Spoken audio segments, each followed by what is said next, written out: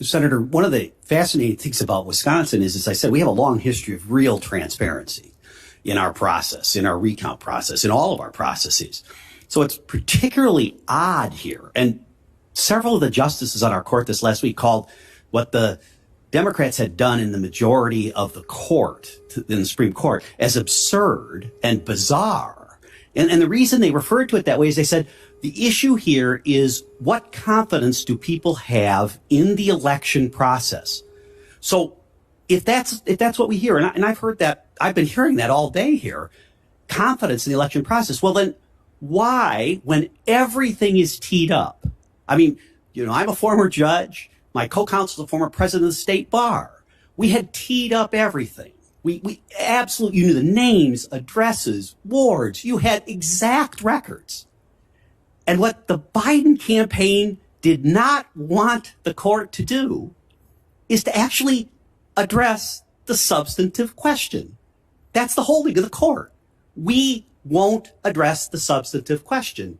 And the Chief Justice, it's a great frustration in the Chief Justice when she said, 4 members of this court throw the cloak of laches over numerous problems that will be repeated again and again until this court has the courage to correct them.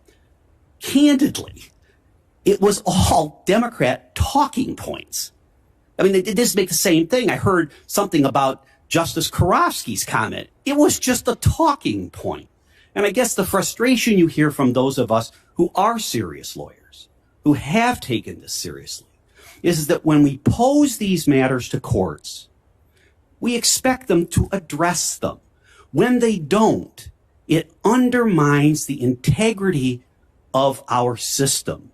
That's what's going on here. The frustration that you hear, even in good Democrat circles, is if the courts don't address these, who's going to? Aren't they the ultimate arbiters?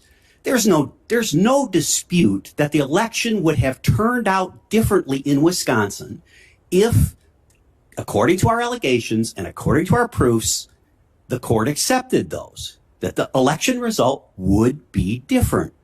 But instead of addressing the substantive claims, the Biden campaign argues, don't talk about them.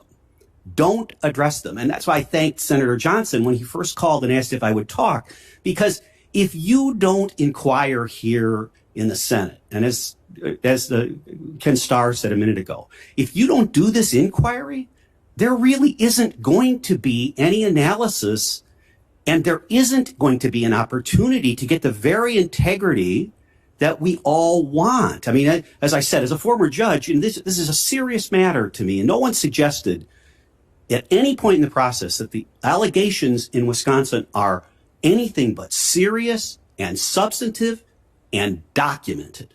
And yet a court takes the Biden line and says, we're just not going to talk about it. And that's just wrong. And that's the reason, one of the reasons people don't trust this outcome.